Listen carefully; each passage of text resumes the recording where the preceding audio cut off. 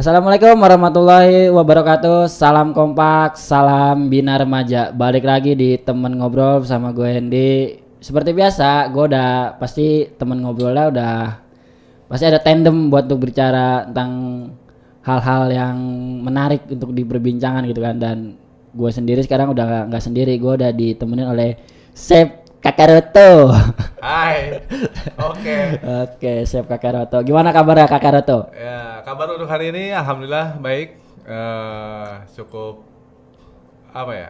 Cukup penuh dengan semangat hari ini. Oh, wah, syukur alhamdulillah berarti ya. Jadi saya nyebutnya nih kakak apa chef nih? Terserah enaknya aja Oh, ya. Iya chef kan? Kakaroto ya dah. Iya, tergantung profesi maksudnya. Oh, iya, chef. Oke, chef. Oke, siap. Oke, chef. Jadi kita pertanyaan dasar dulu aja ya. Iya, silakan. Basic buat jadi chef tuh emang udah ada apa natural aja gitu? Sebenarnya sih natural, otodidak juga ya maksudnya. Tapi tetap kita harus punya dasar kemauan, rasa cinta terhadap misalkan masakan apa, gemar memasak, itu pasti nanti kita akan dengan sendirinya menggali potensi itu yang ada gitu. Iya. Oke nih Bang, yang saya tahu nih kan, Iya. sebelum bekerja di salah satu restoran ternama di salah satu golf terkenal di Indonesia, Iya. Abang kan dulu pernah jauh banget tuh kan dari bidang masak, Oh, iya. ya kan? Sebelumnya Abang bekerja di pabrik. Industri. Nah, itu gimana tuh transisinya dari pekerja pabrik yang notabene jauh dari kata masakan, tahu langsung terjun ke dunia masak gitu Bang. Maksudnya pasenya. Fasenya ya. Fasenya sih sebenarnya ya perjalanan hidup juga ya. Maksudnya apa yang kita harapkan belum tentu yang kita dapatkan gitu ya. Benar. Perjalanan dulu memang paling enggan kerja di bidang masakan, di bidang makanan lah, apalagi tentang bidang restoran atau pariwisata. Karena kalau di bidang itu biasanya kan kalau hari besar, hari raya udah pasti tidak mungkin libur, nggak mungkin bisa libur, pasti kita harus stay di tempat kerja. Iya, gitu. soalnya kan kalau udah di bidang kita bekerja di restoran di salah satu golf ternama di Indonesia, ya itu kan otomatis dia kan emang tamunya notabene di hari-hari libur ya kan, dan kita harus ya bekerja rela di hari itu, emang tuntutan kerja juga sendiri kan. Iya, tapi berjalannya waktu ya, mencoba karena waktu itu industri juga kurang baik ya, akhirnya ada tawaran di salah satu golf ternama di Indonesia juga, akhirnya mencoba menikmati, dan ternyata di tempat itu malah membuat jadi terbiasa, malah jadi hobi gitu. Iya. Oke, masuk di restoran itu tahun berapa sih Bang? Kurang lebih tahun 2011. Tahun 2011 ya, udah 10 tahunan. Oke, itu berarti udah bukan cukup waktu yang sebentar, 10 tahun itu. 10 tahun. Nah, oke kan dari pabrik terus loncat ke kuliner atau ke restoran, tapi kan kagak mungkin Abang langsung jadi chef kan? Pasti ada runtunannya kan? Dari yang terendah dulu kan, gitu kan. Jadi apa ya? Di situ kan pasti ada proses pembelajaran ya. Nah, gimana di situ Abang ngambil posisi di saat ya buat mengembangkan karir lah gitu kan? Skill lah gitu kan? Iya, sebenarnya kalau buat mengembangkan skill sama karir itu kan balik lagi ke pribadi kita masing-masing, ya kan? Benar. Kalau kita punya kemauan, punya visi misi yang ke depan, buat punya keinginan yang besar, udah pasti kita ngikutin perjalanan itu. Benar. Ya kan? Terus ditingkatkan belajarnya, cari ilmunya. Banyak tanya juga kan? Iya. Ya pokoknya konsultasi ke yang lain, misalkan di seputaran kuliner udah pasti banyak Nah, enaknya di kuliner itu nggak ada hak cipta ya. Iya, emang enaknya bebas berkreasi kan? Bebas berkreasi. Jadi kita tidak bisa harus izin dulu harus izin dulu itu bener, karena makanan mah kalau kuliner tuh nggak ada hak cipta, semua bebas. Satu emang nggak ada hak cipta, satu kan walaupun ya kita ambil contoh kayak bakwan ya kan. Bakwan kalau misalkan beda tangan udah beda, pasti udah beda bentuk, beda rasa, bisa pengolahan, bener kan? Nah, berarti kan itu kan pasti pekerjaan awalnya pasti kagak langsung jadi chef, apa entah jadi cuci piring dulu lah atau bantu-bantu apa seperti itu bang? Ya awalnya pasti dikasih hal dasar dulu ya. Benar. Pasti ditempatkan yang sekiranya biasa dilakukan di rumah sehari-hari, misalkan nyapuin lantai, mengepel, ya kan, cuci piring. Nah itu pun juga nggak sembarangan kita asal menyapu, asal ngepel, semua juga ada tekniknya, ada prosedurnya masing-masing gitu. Iya. Oke, nih seru juga nih kayaknya. Nah, pas setelah ini kan, pas abang udah keluar dari industri, terus masuk di restoran, terus pertama kali ditempatin di cucian piring, itu awalnya respon pribadi itu gimana? Apakah malu dengan wah biarin lah, apa karena keterpaksaan atau emang ya udahlah gua sekarang bekerja apa adanya, ke depannya gimana gitu?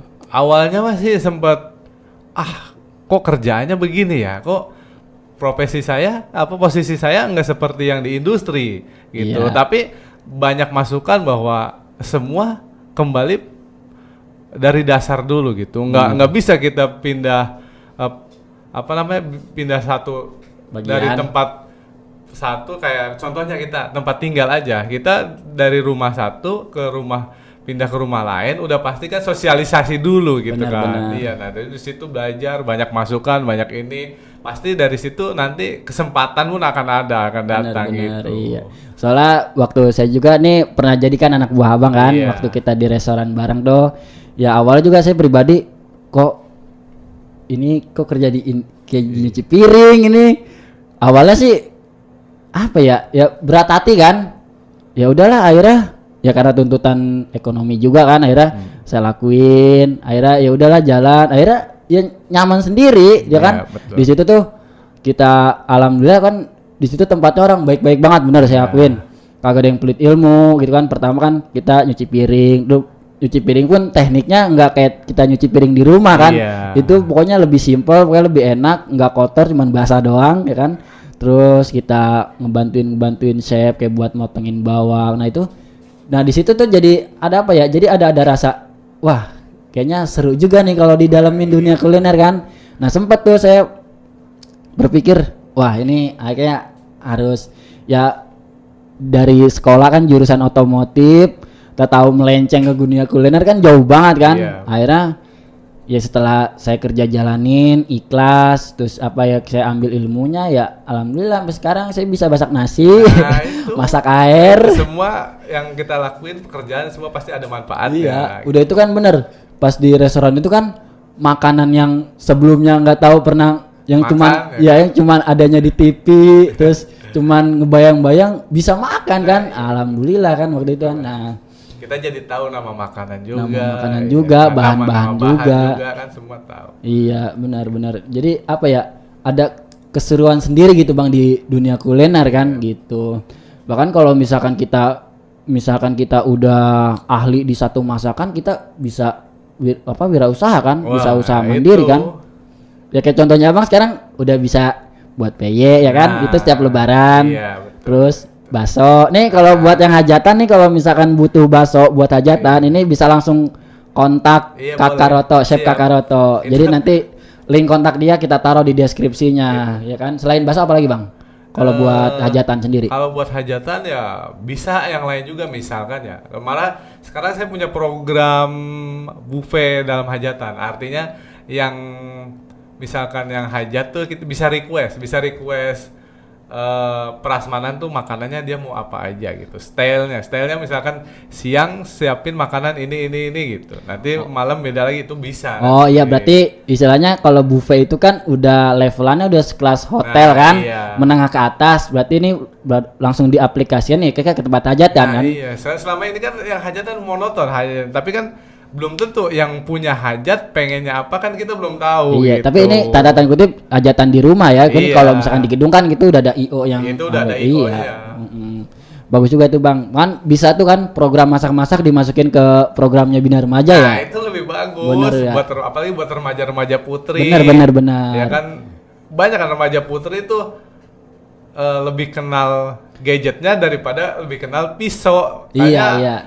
Benda tajam itu sangat menakutkan. Padahal kalau sudah terbiasa itu bisa menjadi sahabat yang benar. Kayak centong. Nah, gitu. Iya itu. Iya kan? Kalau kuliner itu kan kalau misalnya kita ada program memasak gitu kan. Ya lelaki juga boleh bisa. Boleh bebas. Terus ibu-ibu, anak muda ya kan bener-bener Bang itu bagus banget Bang. Jadi kita punya ilmu, kita bagi dan kalau misalnya ilmu kita dipakai sama orang itu sampai terus menerus itu bakal ngebawa kita nanti meringankan kita setelah kita meninggal nanti kan ilmu punya yang bermanfaat. Punya rasa kepuasan juga buat dari kita sendiri gitu kan. Oke Bang. Berarti di tengah kondisi pandemi kayak gini ya. Surut juga kan di bidang restoran? Bidang restoran surut lah pasti. Apalagi diberlakukannya PSBB sekarang ya. Apalagi dibentuk sehari karena sebagian manajemen yang lain pun harus tutup dulu. Gitu, iya, mempertimbangkan kosnya kan. Iya kan gini biasanya kan, ya kan demi protokol kesehatan juga kan, gitu kan. Jadi ya mau kagak mau mempertahankan restoran biar jalan. Soalnya kalau misalkan di tempat-tempat yang food court itu udah habis semua karyawannya gitu kan. Misalnya kayak karyawan yang harian lepas, part time itu udah pada lepas. Jadi tinggal karyawan lama paling yang udah diangkat karyawan. Bahkan soalnya mungkin si perusahaan juga berpikir kalau misalkan kita mecat karyawan lebih besar kos pengeluaran buat ngeluarin pesangon ya kan. Betul. Gitu. Tapi di situ ada pengaruh nggak? Maksudnya entah jam kerjanya dikurangin atau gajinya apa gitu. Jam kerjanya dikurangin untuk karyawan tetap ya. Ada pengaruhnya sama sekali semua. Pandemi ini pengaruhnya cukup besar. Iya, emang benar. Jadi sama sih, nggak cuma di bidang kuliner, hampir semuanya sih, terutama di bidang pariwisata. Iya, pariwisata paling ambles dia. Iya. Nah, oke Bang, kita balik lagi ke masak ya. Pertama kali nih, maksudnya orang yang bikin Abang semangat buat di dunia sekarang tuh siapa Bang? Sosoknya gitu Bang? Yang jelas ya senior di tempat saya bekerja gitu ya. Dia yang yang ngasih masukan, ngasih ilmu gitu, ngasih motivasi buat saya biar saya bisa berkembang, bukan cuma di sini. Alhamdulillah saya pun ngikutin karena karena ilmu tuh nggak ada batasnya gitu. Benar kalau ilmu nggak ada batasnya. Dan kita juga bisa menempatkannya gitu kan Bang. Iya benar. Emang saya kenal juga kan sama senior Abang. Emang dia orangnya baik, nggak pelit ilmu. Terus kalau misalkan kita ada saran diterima. Ya intinya orangnya simple gitu.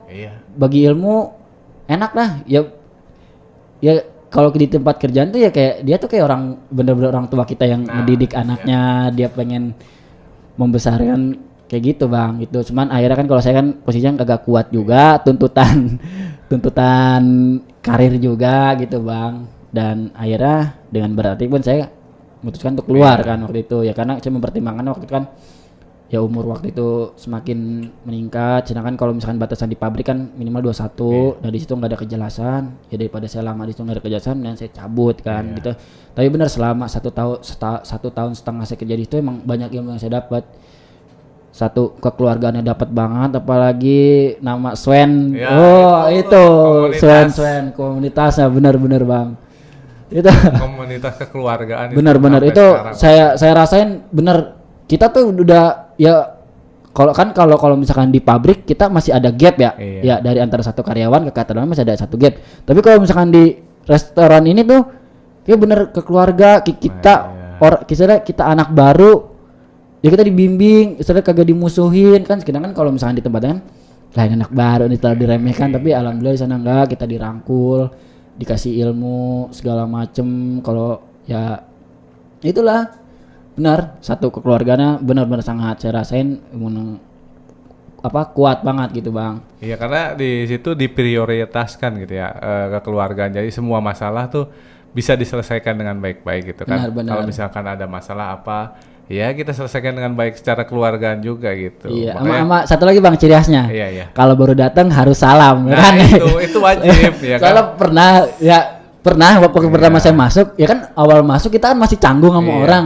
Jangankan kita buat ngucap salam, buat ngejabat tangan tuh masih ada sungkan gitu ya. Ada dibilangin, ini harus dibiasain kayak gini. Nah, bener itu budaya yang bagus. Mungkin di tempat lain bisa tuh diterapkan kayak gitu ya. Jadi biar kita komunikasinya jalan, kekeluargaan juga dapat ya kan. Bener itu saya rasain sampai sekarang jadi walaupun udah bukan di situ ya kebiasaannya masih tetap jalan. Bisa masuk kita assalamualaikum. Iya, kalau kebiasaan yang baik ya harus kita ikuti. Iya, bener Bang. Oke, berarti sekarang masih jalan ya kan.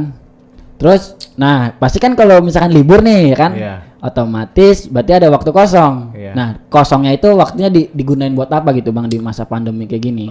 Kalau masa pandemi ini ya wirausaha, bikin ada ya pokoknya kalau karena pandemi begini kita bikin wirausaha sendiri kayak kemarin bikin pastel, bikin cilok, peye udah dijual.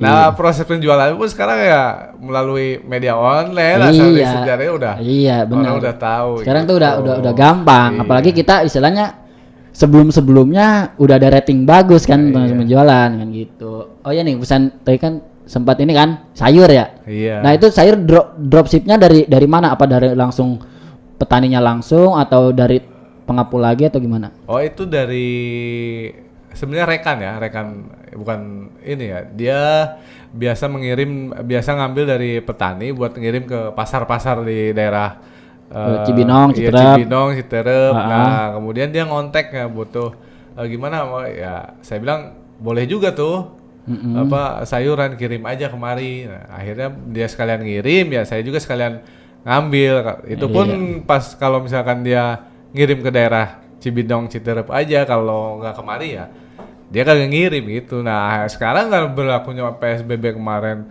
COVID itu tertahan itu sampai sekarang. Iya karena kan kalau PSBB emang dibatasin ruang lingkupnya kan gitu. Nah berarti oke nih, setelah kan wirausaha pasti kan nggak wirausaha doang kan, buat refreshing sendirinya kan, maksudnya nggak ya kita tetap fokus di rumah aja, tapi kan mungkin kita juga butuh refreshing kan gitu kan. Nah itu kan apa entah kita berolahraga atau kita ngelakuin yang lain tapi dalam masih protokoler kesehatan gitu kan Bang. Gimana Bang? Apa misal olahraga apa gimana? Ya sekarang sih olahraga yang digeluti ya bulu tangkis biasanya. Bulu tangkis sama sepak bola ya. Gitu. Kalau bulu tangkis kan kalau sepak bola kita jarang ikut karena menyangkut kerjaan hari libur juga. Iya kan? emang saya juga tahu Bang kapasitas sepak bola Abang kayak gimana Bang. Kalau bulu tangkis juga oke lah kayaknya, gara-gara kita berapa kali sempat saya latihan walaupun saya akhirnya udah kagak minat lagi. Iya, emang nggak pernah nggak ada bakat. Nggak ada bakat ya Bang. Ntar saya loncat tuh diledekin lagi, mau terbang lagi ntar. Kayak balang ntar lagi tuh. Emang ngenyek juga tuh. Iya, lebih baik orang berkata jelek tapi jujur daripada kita berkata bagus tapi bohong, penuh kebohongan. Bener Bang. Gitu. Iya. Karena kita jangan terlalu larut sama pujian gitu kan. Iya benar. Kita dikatain jelek tapi membuat kita sadar ya kan. Cakep. Kadang kan guru yang paling berharga kan pengalaman. Ya, bukan cuma pengalaman kan. Orang yang membenci kita itu bisa jadi guru yang paling berharga buat kita. Bener Bang. Terus Bang. Berusaha menaik gitu, tinggi. Gitu. Lihat di googling apa Bang itu? Apa mikir sendiri? Itu otodidak Bang, itu masak aja saya udah. Karena mungkin hobi saya masak, kerja saya di bidang kuliner, jadi sering makan makanan sehat, sayuran apa, jadi otak saya berjalan dengan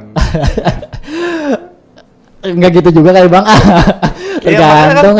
Tetap aja coba ibu-ibu sekarang pasti nyuruh anak-anaknya makan sayuran biar sehat dan pintar. Itu. Iya kan kalau sayurannya udah basi masih kamu dimakan juga. Lah ada sayuran yang basi dimakan. Apa? Sayur asem. Iya sih. Iya benar juga ya. Cringe Bang, bener Bang. Lah iya. Udah jangan main tebak-tebakan Bang, udah. Oke Bang, berarti main bulu tangkis tetap jalan apa setiap seminggu sekali atau tetap jalan sih, cuma nggak terlalu rutin banget ya, karena kan shift ada kerja juga, ada shiftnya kalau pagi kan masuknya gelap banget ya. Iya. Paling kalau misalkan ada waktu luang malam libur bulu tangkis baru nggak ada kegiatan gitu. Oke bang, nih saya dari tadi nih kita ngomong panjang lebar. Nih saya fokus ke sendok, itu buat apa tuh sendok pupuk ya? Itu kan biasanya kalau di sini tuh pulpen, kalau kayak engineering ya pulpen, test-pen. Itu kenapa sendok? Kenapa enggak sodet, pisau? Oh beda ya, kalau ciri khas koki atau chef ya emang harusnya sendok itu. Oh ya kenapa? Kan? Emang ada filosofinya tersendiri apa buat sendok? Sendok ini kan fungsinya banyak buat jadi kita nggak jorok buat nyucipin makanan atau buat ambil bumbu, semua sendok. Makan pun kita pakai sendok. Pakai tangan bisa bang. Ya pakai tangan harus pakai lebih sopan pakai sendok. Iya sih kalau ya kan? Ya. Enggak, kenapa harus sendok bukannya pisau gitu? Kalau pisau terlalu mainstream. Takut kegebok-gebok gitu. Enggak, emang harusnya sendok. Kalau ciri khas dari chef apa koki itu pasti sendok. Kalau beda maintenance atau orang perkantoran pasti ballpen ya kan yang ada. Kalau chef apa itu ya pasti sendok. Sendok. Berarti kalau misalkan mau nyatet pakai sendok ya nggak gitu juga ya. Ya enggak lah itu. Ini kan prosedur di SOP tempat kerja. Oh iya benar bang. Nah oke bang nih. Pernah kepikiran nggak buat ngikut MasterChef Indonesia? Sebenarnya sih kalau keinginan udah pasti ada ya. Karena buat menggali potensi kasarnya kan, walaupun kasarnya enggak juara, tapi kita bukan cuma cari pengalaman, kan kita belajar di situ. Iya, ya cari kan? Relasi juga. Nah iya, ya seenggaknya kan? Kalau misalkan kita sudah ngikut audisi seperti itu, nah kita udah lebih terkenal lah, kita relasi kita juga lebih mudah gitu, karena nama kita udah cukup dikenal gitu kan. Walaupun nggak jadi juara, tapi seenggaknya sebagian dari Indonesia udah melihat ya. Tapi berarti keinginan mah ada kan? Keinginan mah ada. Ya udah bang, ntar aja kalau MasterChef buka nih selanjutnya, ngikut aja bang. Ya mau nantang. Mau ngapain bang? Keren jauh bang, keren jauh. Hah? Skill jauh. Belum tentu ya, dia kan di situ sebatas juri aja pan. Ya kan kita belum tahu dia skill dia gimana. Tapi kan, tapi kan orang juga kan nggak sembarang milih juri bang. Orang juga sembarang milih juri. Orang milih juri karena dia artistik aja, ya kan? Artistik. Kalau dia bukan artis, bukan terkenal, nggak mungkin pilih juri. Coba kalau dia kita tantang nyuci piring, belum tentu dia menang dari saya. Iya sih emang iya. Tapi saya bisa bang lawan abang sekarang. Saya pernah waktu itu ya, kan kita balik lagi ya. Saya pernah waktu itu, saya baru masuk nggak 2 minggu atau 3 minggu, saya belum jago. Saya ditinggalin sama abang sendiri, cuci piring tuh, tamu rame, pagi siang sore, yang kerja saya sendiri. Penangis. Bahkan sempat saya tinggal kabur. Benar, saya pernah sempat kabur itu. Untung alhamdulillah senioran kagak marah besokannya. Ya iyalah, itu proses belajar tuh di situ terkadang. Ya iya. Kadang kita harus berjuang sendiri, Pak, tanpa harus ngituin tangan orang lain buat tarik kita. Iya. Sendirinya masih dapat bang, cuman apa ya, ani anak baru yang kita kagak tahu nyuci piring satu aja masih ngeri ya kan. Soalnya saya pernah mencahin piring berapa kali tuh ya kan, saya baru masuk, saya ngelapin cetrang gitu, udah jadi pusat perhatian. Iya pan, serunya di situ. Iya ya kan? Kalau mencahin piring pan enaknya di situ. Sama kalau lagi sewot juga tuh bisa tuh dibanting-banting. Nah iya. Tapi benar itu apa ya? Emang baru masuk 3 minggu aja udah tekanannya udah lumayan. Misalnya tekanan kerjaan ya. Iya. Jadi sempet shock juga nih, sendirian, maksudnya kita orang baru udah dihantamnya sama nyuci piring banyak. Iya. Pokoknya waktu itu kalau nggak salah pokoknya tamunya rame.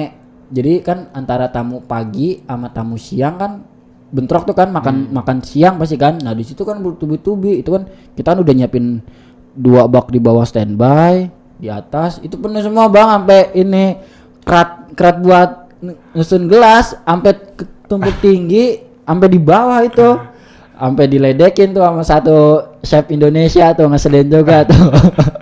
Aduh. Ya pokoknya kita kalau misalkan kerja yang capek, yang banyak, yang kayaknya kita gak sanggup ya kita berpegang sama itu aja, Bang Haji Rhoma Irama. Apa tuh bang? Ya berakit-rakit ke hulu, berenang-renang ke tepian, ngikutin lagu itu bener, sambil bener, bang. Sambil kerja sambil nyanyi itu aja. Kagak bang, ya sambil kerja sambil makan itu sisanya banyak sih. Tapi benar itu apa ya?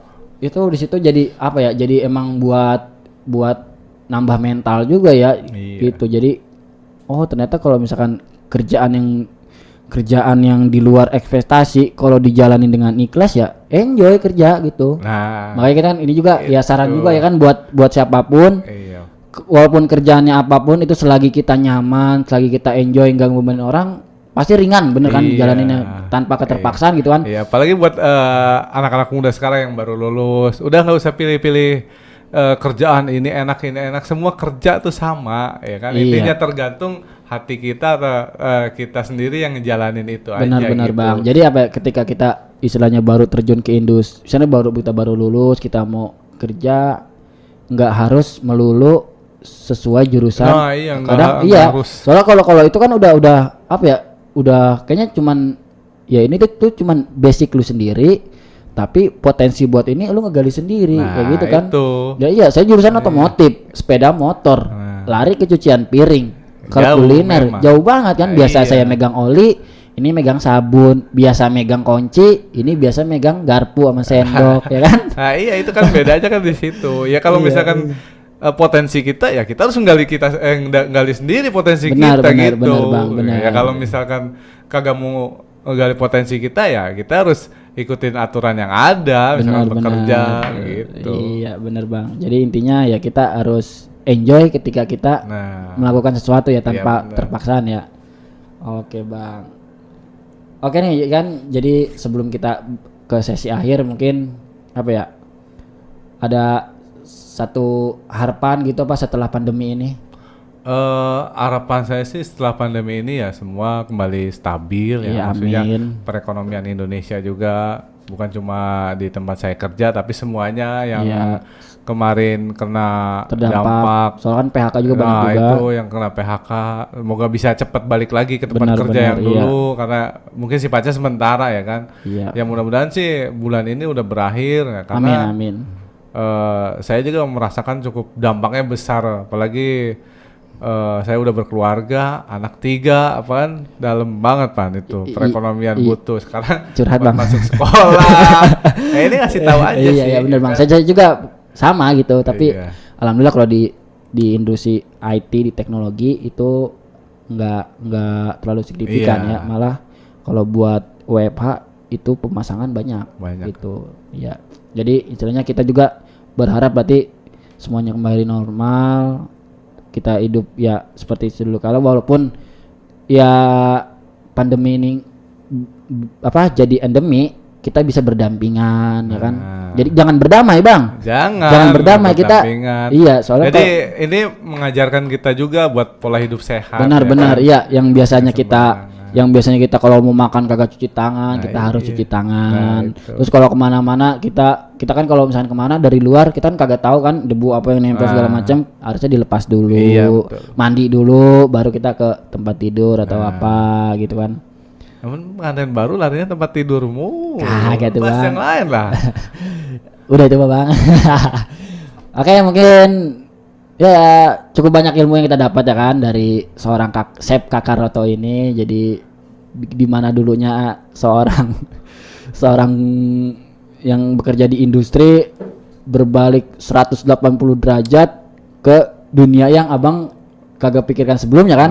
Iya, jadi intinya kita dimanapun kita berada bekerja, kita ikhlas, kita enjoy, karena kerjaan yang paling nikmat tuh ya kerjaan yang kita bisa nikmatin sendiri ya bang, tanpa keluar tanpa rasa mengeluh. Iya kan percuma gitu bang, gaji gede tapi kalau kita nggak nyaman, percuma. Iya, gaji kecil kalau kita nyaman, yang percuma juga sih Bang. Emang kan kebutuhan ekonomi juga ya. Yang enaknya mah gaji gede, kerja nyaman, tuh Bang, enak. Nah, semua sama kerjaan mah.